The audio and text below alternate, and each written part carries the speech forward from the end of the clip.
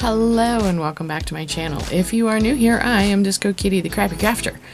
Although, I don't know if I should be the Crappy Crafter or the Crappy Artist, because today we're going to be painting on squishies.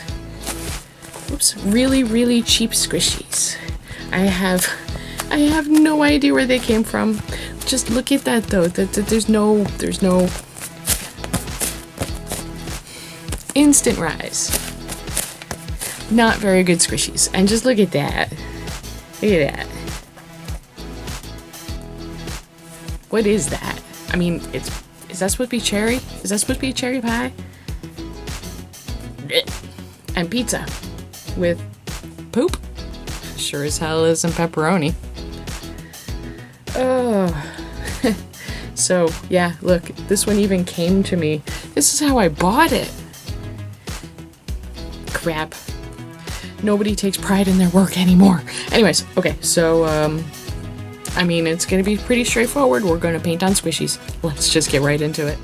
Okay, so the first thing we have to do is get rid of the paint, and I do that with acetone. Generally, when I do that, all it does is rough up the surface. It will remove some of the color. Sometimes it'll bleach it a little bit, but this was a full-on... It's just taken all the paint off. I mean, it is just look at that crumble right off. Oh yeah, that was very nice. Very nice. I was very happy with that. And the problem with that, of course, is it gains the texture of the material underneath, which is basically a sponge. Go figure. And I didn't want to use like 20,000 layers of slick paint to try to build that, you know, slickness back up again. And here, oh, I could not stop seeing teeth pie. Teeth pie. Do you see that? You do now.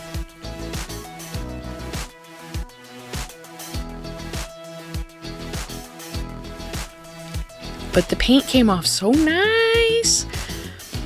I had to let it dry for a really long time because I was, you know, the acetone didn't want to leave all at once. So I had to let it dry for like 20 minutes or so. And as you can see, not all of the paint came off because my arms got tired for the most part. Okay, so we're going in first with some plaid, white, matte finish paint. Definitely got to use the matte finish paint.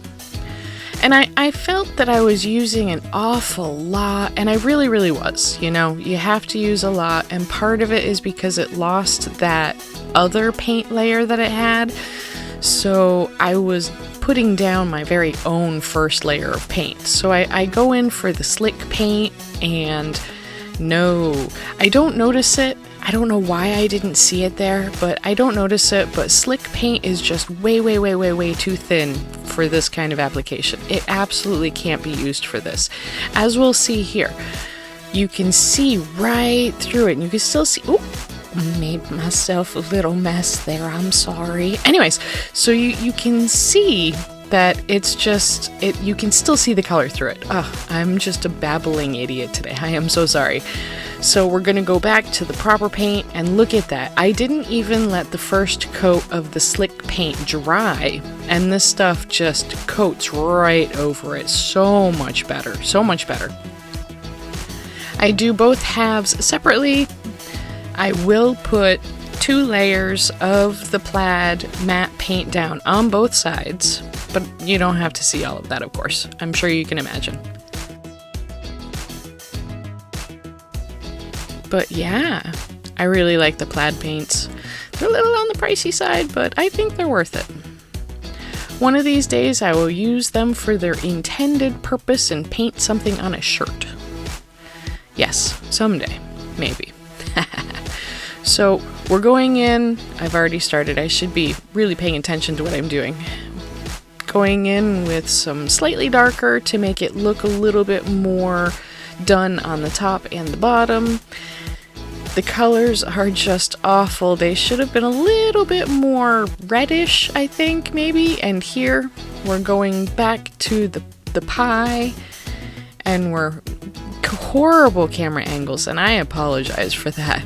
I thought I used to do better than that, but I don't know. I don't know. So now we're gonna go in with the cherries. And this is just a lot of painting. This was a lot more time consuming because I needed to make sure that I got paint into every little nook and cranny and tried to outline the cherries as well as I could. And I still think I see teeth there. Teeth! The next time I do this squishy, because I'm pretty sure I have another one, I'm going to make it a teeth pie. And it is going to be gross. Ugh. And I did forget to paint cheese, or forget to record painting the cheese. So I guess we'll just go straight for the pepperoni.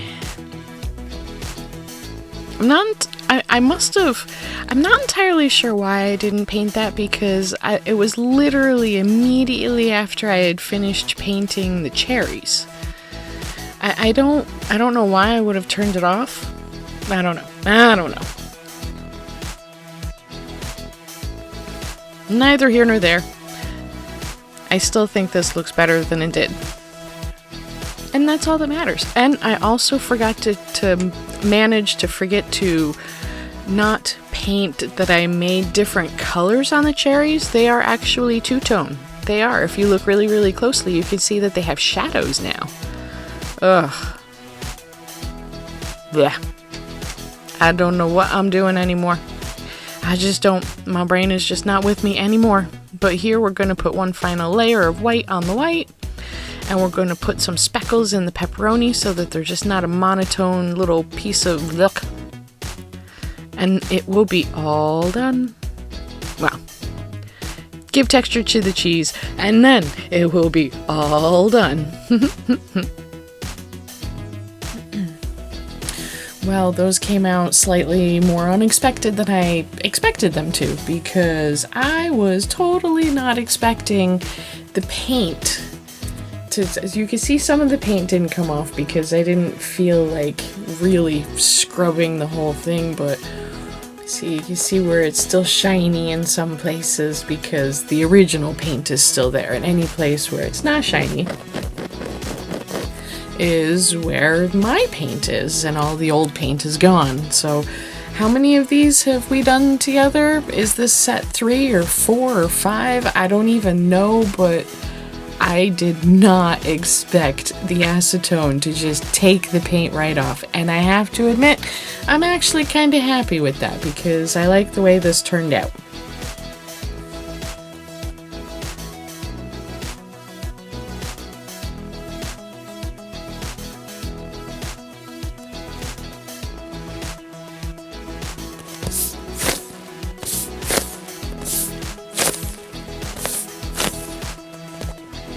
And for the pizza, it didn't come out quite so well. I should have used the red higher up, you know, maybe along the seam here, and then made the cheese on top, and because it's supposed to be dripping down over here, it's supposed to be dripping down over here, but I kind of wiped that off. But again, the paint came off really, really easily, and you know,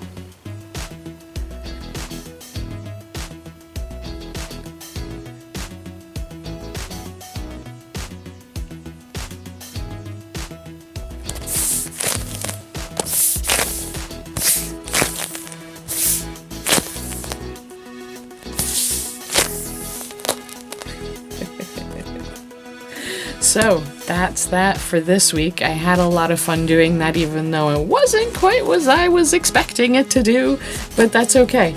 It worked out in the end, and that's all that matters. So, tell me what you would have done differently.